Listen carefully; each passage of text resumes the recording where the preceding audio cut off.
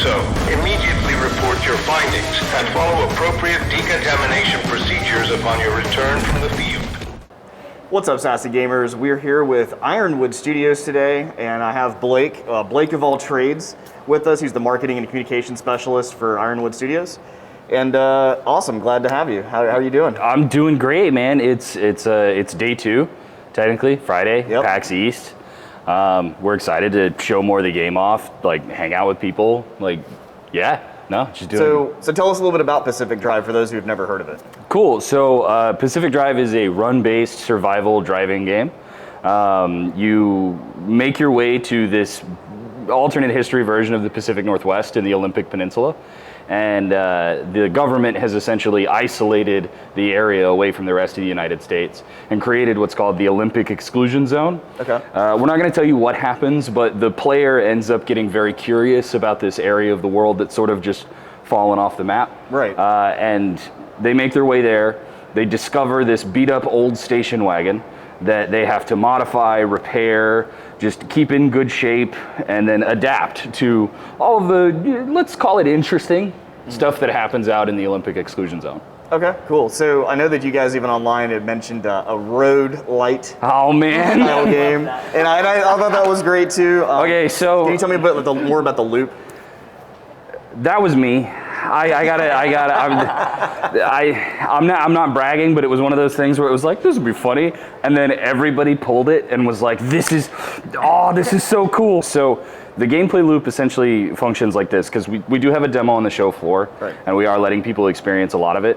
But you have a home base, it's a garage that's upgradable with more stuff, more stations, like all of your typical base building like type features.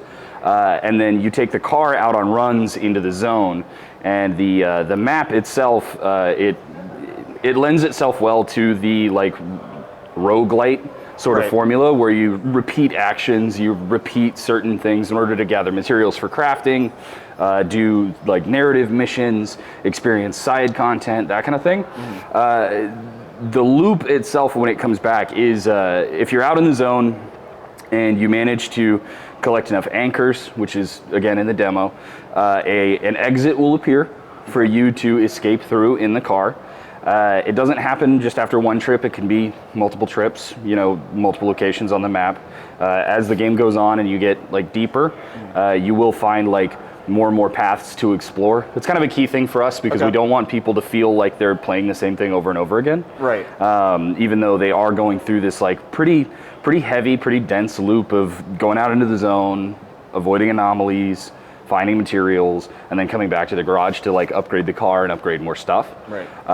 But you've played the demo, right? I have not, no. Oh, I'm man. definitely wanting to play We gotta get you guys down. We're definitely going to be playing it. So the we'll call it like the climax point is when you open the exit, or if you spend too much time in the zone itself gets a little frustrated, gets a little angry at the player in the car, and they want, I speak of it like it's an entity, the zone really wants you to leave. So you need to race to the exit in order to keep everything that you found, in order to like keep all of the upgrades that you've made out in the field, just in case. Like the core of the game is that repeated sort of invested movement with the car throughout the zone. All right.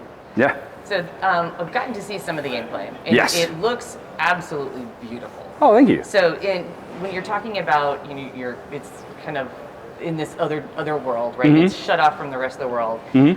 One thing I noticed that was really cool is like it's seriously true to the environment that you would expect. Like roads have like dirt that has washed up and stuff that's growing on it and stuff like that. What's involved in like the research to create this environment? Where do you go? What do you do? So the research is interesting. My creative director, Alex, he grew up in the Pacific Northwest, and he has done a ton of driving through the entire region. And one of the key things for him is that like that's one of his main hobbies is just sort of picking a spot on the map, driving out there, seeing what's out there. It could be a town of 2,000 or 2. And kind of walking around and exploring that unnatural stillness that sort of comes with the forest and the fog, the weather, the attitude, I guess. that was just there from day one. Like that was the atmosphere that was required for something like this. And then, you know, he may or may not have also purchased a blue station wagon that exists out in the world, and the research involved includes finding the things that are breaking slowly over time and fixing them. It's funny, the old car sort of foibles that you come across inspired the quirk system in the game, where you develop the car itself has kind of a personality over time, where I think one of our favorites is if you honk the horn, the hood will open, or if the radio comes on, then your wipers also come on. One that particularly frustrates me, you remember when you were a kid and your parents were like, don't turn that on, we'll get pulled over, and it's the little like dome light up top? Yeah. So I got a unique little interaction a couple weeks ago during a playtest where every time I would turn my headlights on, the dome lights would turn on, and then I would go to turn the headlights off to turn the dome light off, and it would stay on, and then I would be like, oh, okay, and I just hit the switch, and it would only want to come on and off at certain times. And so weird. When you have stuff like that happen in an old car, you either learn to live with it or you like do the research to fix it. And with Alex, the things that he's learned sort of taking care of that real world car have really influenced the way that the car in the game behaves, like the little things that it develops. It's been really neat. Yeah, that's pretty cool. So in a sense of like there's parts of the game where it shows like you're actually a first person, like you're as a character running through like, you know, the woods or whatever, gathering supplies. How is that part of the game? Is it like an open world in a sense where you can kind of just get out wherever you want to, or there's certain like checkpoints where you have to stop to like get resources? Like how does that work? You're narrowing down like specifically to the difference between behind the wheel and on foot. Correct. Yes. So anywhere that you go on the car, you can get out and walk around on foot. Oh wow. Okay. So a big part of the game is actually getting the player outside the car to make repairs, make modifications, and actually interact with it physically. Okay. Unlike a lot of like other car games, when you make an upgrade, say like tires or engine or whatever, you're gonna go through like a menu. You're gonna select like I want this, and then it'll appear on your car. For us, like it's important that to develop the relationship of the player, the car, and the world, you actually get out and you physically do those things. Right. So you pull the wheels on and off, you put the panels on. If you're going to put something in the roof rack, like for storage reasons, you get out of the car, you look at the roof rack, and you put it in there. Okay. And that extends to the environment as well. You know, it'd be kind of unreasonable for us to ask somebody who's playing our game to believe that the car has hands. So you're physically getting out of the car a lot to, you know, gather craftable materials, using tools on certain items. You can scrap junk cars for extra parts. Okay. Can you drive other cars? No. So that is something we're pretty hard on. Is the first person POV behind the wheel, walking around, doing like everything, and then the car itself. Yes, it's a station wagon. It's a glorious 80s.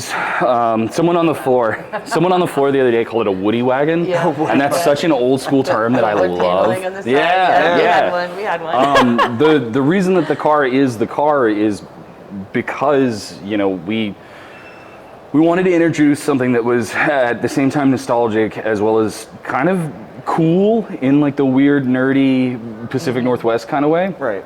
But don't worry about like not getting everything out of it that you want, because we've had a couple people like, well, why didn't you do like a sports car? Or why can't I make like a big truck? And it's like, for car people, we have a tendency to just modify whatever we have to fit whatever we want to do.